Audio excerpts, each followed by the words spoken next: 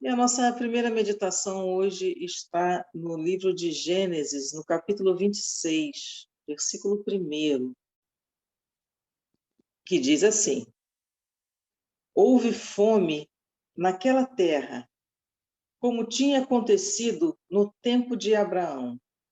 Por isso, Isaque foi para Gerar, onde Abimeleque era o rei dos filisteus. O Senhor apareceu a Isaque e disse: Não desça ao Egito. Procure estabelecer-se na terra que eu lhe indicar. Permaneça nesta terra mais um pouco, e eu estarei com você e o abençoarei, porque a você e a seus descendentes darei todas essas terras, e confirmarei o juramento que fiz a seu pai Abraão. Tornarei seus descendentes tão numerosos como as estrelas do céu, e lhes darei todas estas terras, e por meio da sua descendência, todos os povos da terra serão abençoados. Deus, ele fez uma promessa a Abraão, como o texto acabou de falar. E essa promessa, ela é extensiva a todos os descendentes de Abraão.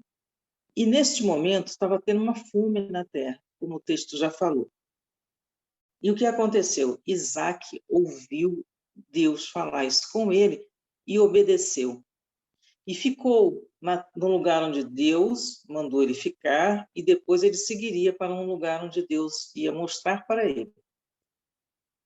Quando estava nessa terra de Gerar, Isaque, ele prosperou muito.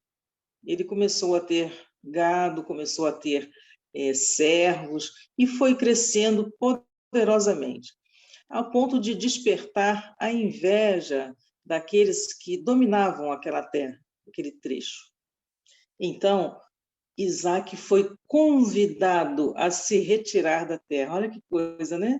A inveja foi tão grande que ele foi convidado a se retirar da terra, porque ele estava mais poderoso do que os donos daquele pedaço de terra.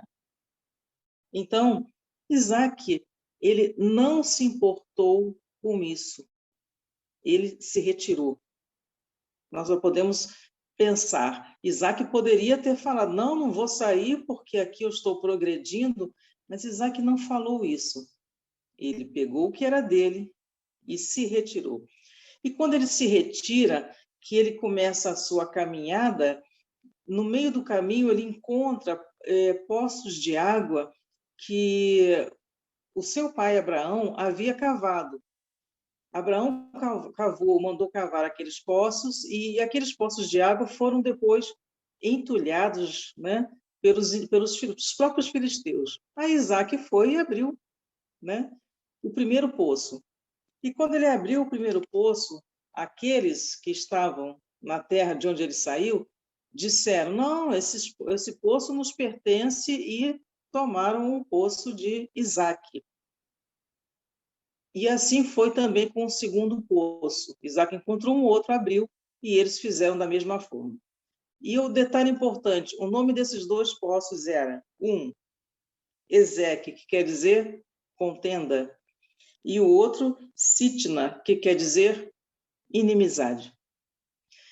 Nesses dois momentos, Isaque também não olhou para a questão, já que eles vieram e tomaram o poço que ele havia acabado de abrir. Isaque deixou e passou para o próximo. Ia acontecer a mesma coisa, Isaque passou adiante. Ele não se meteu em confusão. Ele não parou para discutir nem brigar com aqueles homens, porque estavam pegando o poço que ele havia aberto, e que no passado havia sido do pai dele. Continuou em frente, encontrou um novo poço, e ali eles cavaram. E esse poço, ele recebeu o nome de Reobote, que quer dizer alargamento. Nesse terceiro poço, aqueles homens da terra dos filisteus não vieram atrás de Isaque. Então ele teve paz e prosseguiu. Nisso que Isaque prossegue, ele vai para Berseba, na terra em que Deus havia orientado que ele ficasse. E ali ele prospera. E quando Isaac está prosperando lá, cuidando da sua vida, quem vem atrás dele?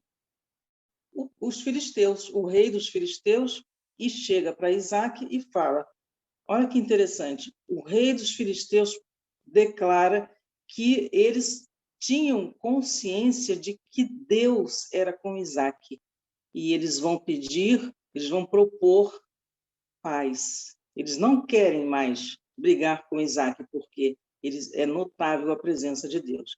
E Isaac os recebe bem, trata bem, e fazem esse acordo de paz, esse juramento de paz. Depois eles vão embora. E assim que eles vão embora, chegam os servos de Isaac e falam, cavamos um poço e encontramos água. O que isso tem a ver conosco?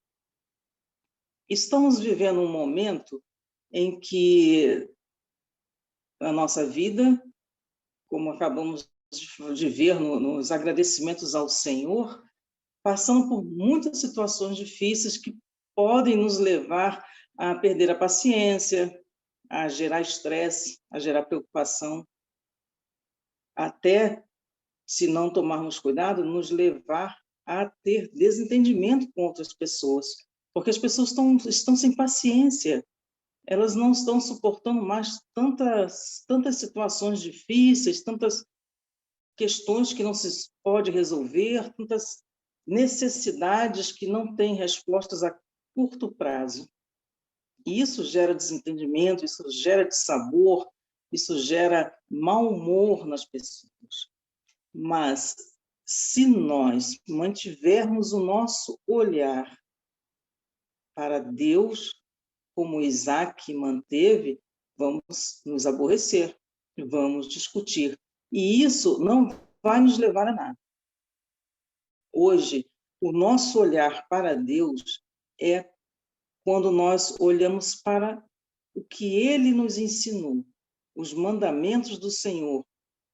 Nós olhamos hoje para a pessoa de Cristo, que é o mesmo Deus que falava com Isaac. Só que hoje nós já vivemos um momento diferente.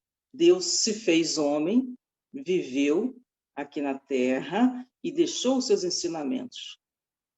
Logo, o que isso quer dizer?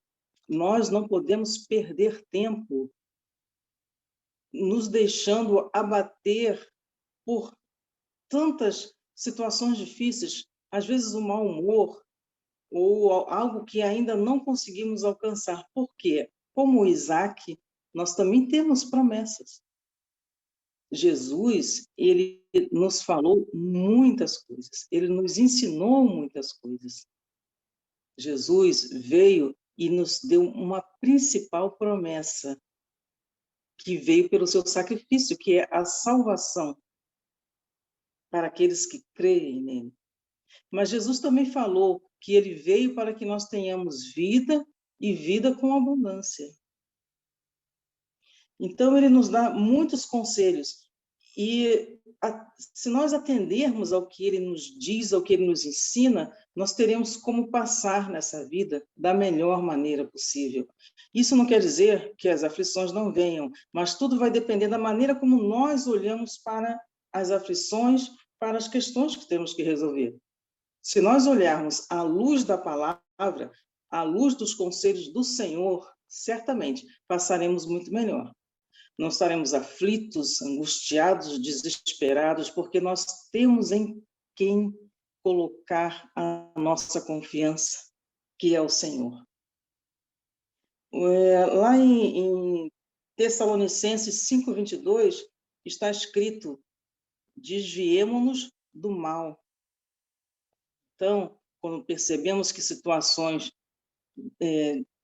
ruins estão se aproximando, nós temos que nos desviar disso, porque nós temos quem lute as nossas lutas. Tudo o Senhor nos orienta, tudo Ele nos avisa, basta que nós busquemos a sua presença. Também podemos pensar, mas o que eu vou fazer com as pessoas que me perseguem? A própria palavra do Senhor diz em Mateus 5:44, orar por aqueles que vos perseguem e vos maldizem? É fato que sempre tem pessoas que estão nos perseguindo, como perseguiram a Isaac também.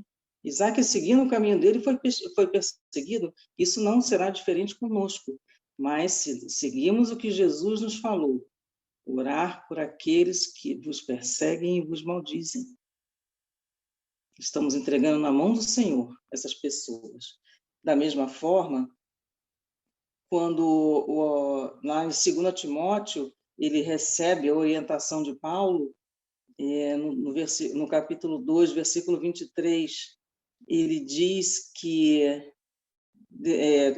Paulo orienta Timóteo para rejeitar as questões e que não têm instrução e que produzem contendas, ou seja, são coisas que só vêm mesmo para atrasar. Se nós nos deixarmos envolver por essas questões pequenas do dia a dia que acontecem, nós vamos deixar de olhar para as grandes bênçãos que o Senhor tem na nossa vida.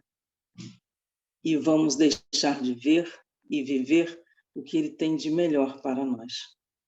Então, queridos, você que está assistindo esse vídeo, você que está aqui participando conosco, que o nosso olhar seja sempre voltado para o autor e consumador da nossa fé, que é o Senhor Jesus, porque Ele tem os segredos da vida, Ele sabe, Ele está conosco, Ele passa conosco, e que nós foquemos no que Ele diz a cada dia, que nós não nos cansemos de buscar a presença do Senhor, porque com Ele nós conseguiremos passar. Vamos orar? Senhor Deus, muito obrigada, Pai, por esta sua palavra que chega sempre como um bálsamo suave para as nossas vidas. Senhor, em momentos em que o mundo está tão aflito, com tantas perseguições, tantas guerras, tantas tristezas, mas, Senhor, como é bom saber que o Senhor está conosco.